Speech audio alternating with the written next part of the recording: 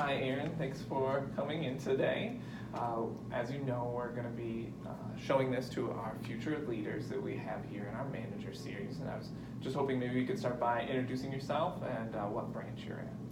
I'm Erin Burdick-Bloom, and I am the manager of the Ravenna office. Okay, great. So, Erin, I know that in our time together, you came in as a manager to Lake Michigan Credit Union, but before that, like all of us, you didn't just start out in management.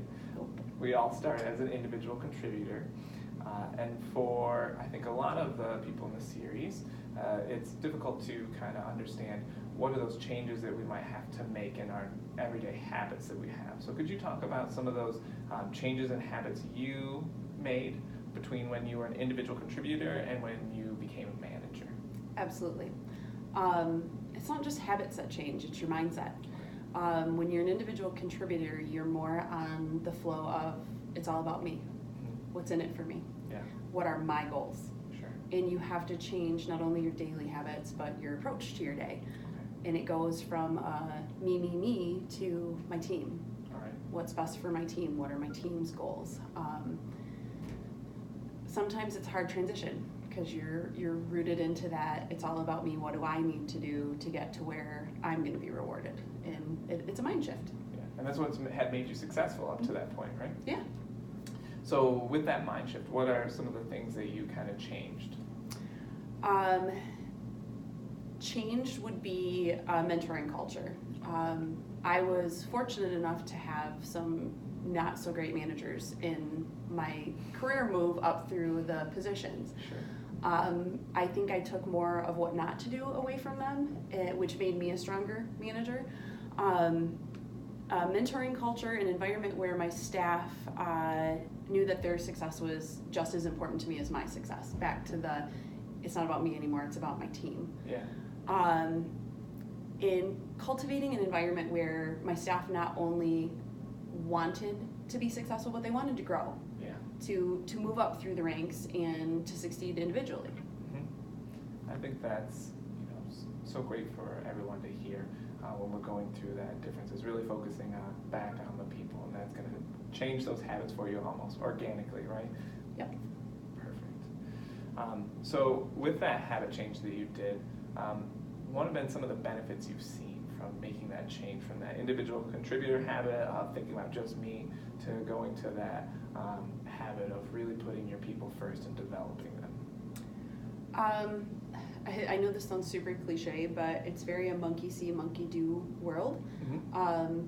And to me, setting the tone in the example, per se, first to arrive, last to leave kind of thing, knowing that I was their constant support, in championing their successes, not as my successes, as a team success, is probably one of the biggest things. Yeah. And do you think that's one of the biggest differences between some of those managers you saw as bad examples compared to what you try to do now? 110%. 110%. When you change that mindset that you're only successful if your team is successful, it completely changes and shifts your approach. And your team sees that. They thrive off of it. Wonderful. So with those habits that you've changed from that individual contributor to the branch manager, I'm sure you've changed your habits from the time you started as a manager to where you are now. Are there any changes you'd like to say about the habits that you have now at LMCU compared to maybe when you started as a branch manager?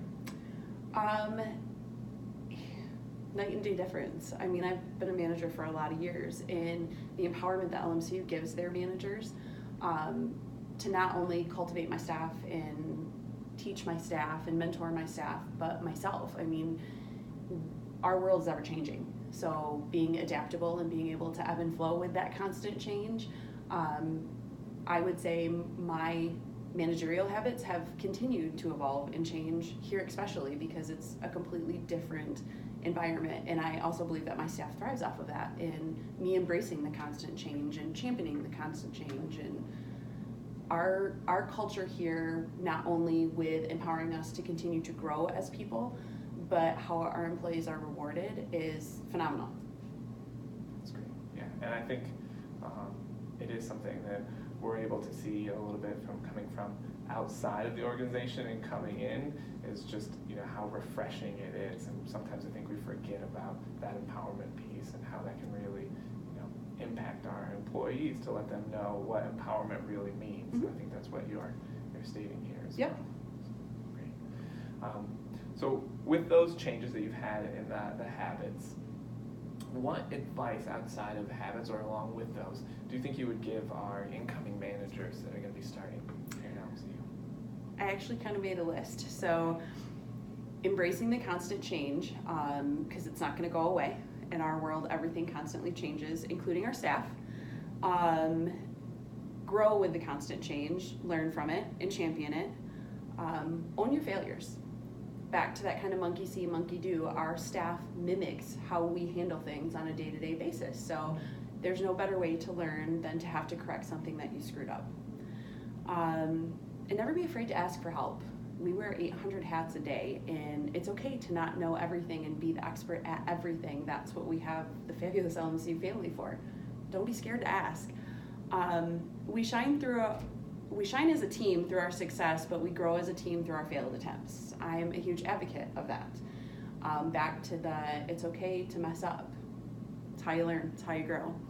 And your employees are always watching you. You set the tone, and they're gonna pick up on that. And they're going. If you are constantly championing the change and championing the challenge and championing the growth, they're gonna get on board with that. It's contagious. Yeah, and I think I think of what you're saying and my kind of personal experiences. And when you were starting out, if you would have just told yourself it's okay that you made this mistake now, if you learn from it, you're gonna be such a better manager in the future.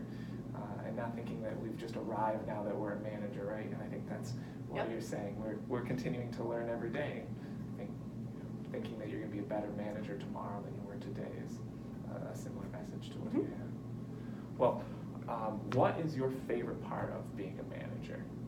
My team, hands down.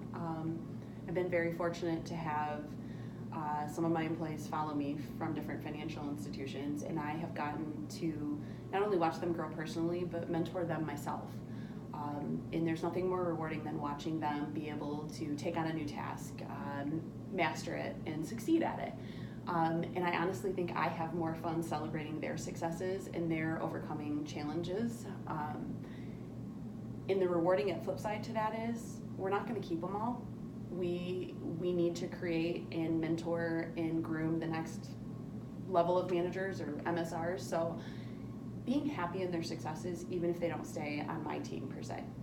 Yeah, you're developing them for their future careers, and hopefully that's with LMCU. But if it's not, and it's not always, like you said, not forever. It's just not for now. I'm sure, as you said, you've had people that you've brought back from other institutions that have come to work for you now. So I think that's a really refreshing way to look at it. Being happy for them. I like to keep them always, but it's probably not going to happen. But someone had to do it for me to get where I am today, and I absolutely love being able to do that for my staff. How do you structure that conversation with them? I don't really have a filter, so they know when they start with me that I want them to reach their full potential. I will bend over backwards to get them the training they need, and I'm only successful as a manager if they're successful as an employee. And I never want to hinder their growth or their training. They know that right out the gate with me. All they have to do is ask, and I will get them the training. And I want to see them move up. I want to see them be successful. That only makes my team stronger. And I want everybody to know how to do everything. It just makes a well-rounded, dependable team. And probably one of my favorite, other than my team, part of my job is being able to be a mentor, to teach them. And I've had one of my prior employees tell me that I'm hands off on that, which kind of shocks me as a manager, because I feel like they need to learn how to walk through challenges and new tasks and new trainings, but no, I'm always there to support them. Back to if you screw it up and you have to fix it, you'll never forget how to do it kind of thing. And that's so rewarding to me. To let them take on a new challenge, muddle their way through it, to figure things out, come to me if they need me, and then I get to just be there to help them wrap it up at the end once they figured it out. And to me, that's extremely rewarding. That's awesome. Thank you. Was there anything else that you wanted to share? Nope, I think that's it, other than good luck, and it is really a rewarding position. Thank you. Welcome, Alex.